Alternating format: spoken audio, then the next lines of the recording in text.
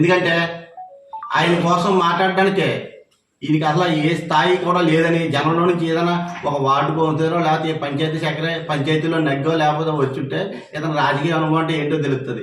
ఎప్పుడు ప్యాకేజీలు తీసుకున్నామా, ఎవరి దగ్గర లొంగిపోయామా, ఎవరి దగ్గర ఏం చేసామా అన్నది ఆయనకే ఎప్పుడు వీళ్ళు ఆలోచించుకుంటారో. వీళ్ళు అధిష్టాన నాయకుడు అదే విధానం, ఈయన అదే విధానం.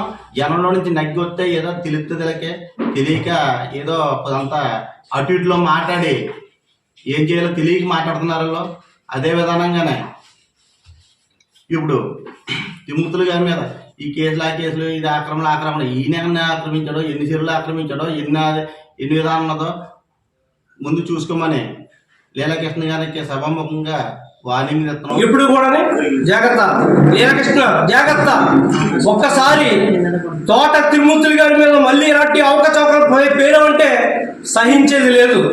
దళితులంతా, మా వైఎస్ఆర్ కాంగ్రెస్ పార్టీ దళితులంతా కూడా మేము ఆయన వెంటే ఉన్నాం. ఆయన మీద దళిత పక్షపాతి కనుక ఆయన మీద ఎటువంటి అవకచవకలు పడినా సరే సహించేది లేదని చెప్పని వేగిలి లీలాకృష్ణకి మరోసారి హెచ్చరిక జారీ చేస్తున్నాను. ఉంటాయి మీ మీద లేదా సుమారుగా 15 కేసులు మీ దగ్గర ఉన్నాయి. రాజకీయ నాయకుడైన వాళ్ళ మీద ప్రతి ఒక్కరి మీద కేసులు ఉన్నాయి. మీ మీద ఎస్సీ అట్రాసిటీస్ కేసు ఉంది. అన్ని రకాల కేసులు కూడా మీ దగ్గర 15 కేసెస్ ఉన్నాయి. 15 కేసులు ఉన్నాయి.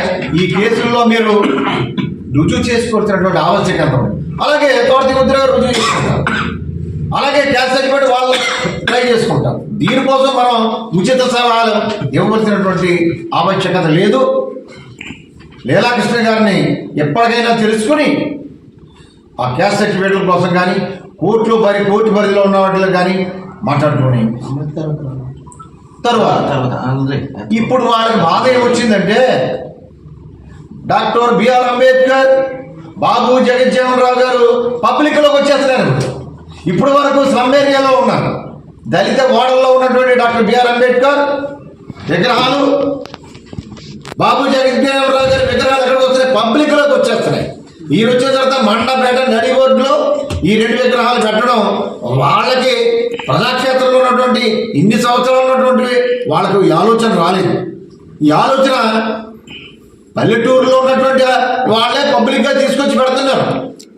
ఈ టౌన్లో ఉన్నటువంటి మరి ఈ పెద్ద నాయకులు నడిబోట్లో ఎందుకు తీసుకురాలేదు? డాక్టర్ బిఆర్ అంబేద్కర్ విగ్రహం కానీ, బాబు జగజ్జీవన్ రావు విగ్రహం కానీ, లేకపోతే పూజ్య బాపూజీ గాంధీ గారి విగ్రహం కూడా కనీసం పబ్లిక్లో తీసుకొచ్చి పెట్టాలనేటువంటి ఆలోచన ఇప్పుడు రాలేదు. ఈ ఆలోచన గౌరవ ఎమ్మెల్సీ తోట తిమ్మతులు గారు వచ్చిన తర్వాత వచ్చింది కాబట్టి వాళ్ళు అక్కస్తో మాట్లాడుతూ ఉన్నారు. 3,000 మందితో కాదు 30,000 మందితో మీరు మీటింగ్ పెట్టినా దానికి రెట్టింపు సమాధానం చెప్పడానికి మేమందరం ఉన్నామని మీ ద్వారా తెలియజేస్తూ ఉన్నాం. నియోజకవర్గ ప్రజలకి, రామచంద్రపురం మా దళిత సహోదరులందరికీ జై భీములండి. నిన్న లీలాకృష్ణ గారు ప్రెస్ మీట్ పెట్టారండి. ప్రెస్ మీట్ పెట్టి మా నాయకుల గురించి ఆడి నోటికి ఏమవుతుందో అడిగే తెలుస్తలేదండి. ఆడి మందు కొట్టి మాట్లాడుతున్నాడో తెలుస్తలేదు, లేకపోతే గడ్డి తిని మాట్లాడుతున్నాడో కూడా ఆడికి తెలుస్తలేదు. ఆడి రాజకీయాల్లోకి 2009లో వచ్చాడండి. మా దళిత నాయకుడిని అడ్డు పెట్టుకుని వచ్చాడు, హర్ష్ కుమార్ గారిని.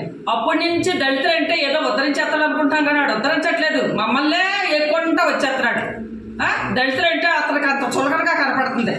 ఏంటి తోట తిరుమూర్తులు గారు శిరోమండల కేసు అంటాడు? వీడేమన్నా దళిత మొట్ట పుట్టాడండి? తోట తిరుమూర్తులు గారు శిరోమండల కేసు ఎత్తుకోవడానికి మా దళితులు మొట్ట పుట్టాడు ఈడేమన్నానే? తోట తిరుమూర్తులు గారు జోలికి వచ్చావంటే నీకు చెప్పు దెబ్బలు తగులుతాయి, చాలా జాగ్రత్తగా ఉంటే. ఇంకా నువ్వు మా దళితులు మొట్ట పుట్టున్నావు అనుకో, శిరోమండల కేసు ఎత్తుకోను. అంతే తప్ప నీ ఇష్టం వచ్చినట్టు మాట్లాడితే మాత్రం సెంటర్లో చెప్పు తీసి కొడతాను రా, నీకు దమ్ముంటేని.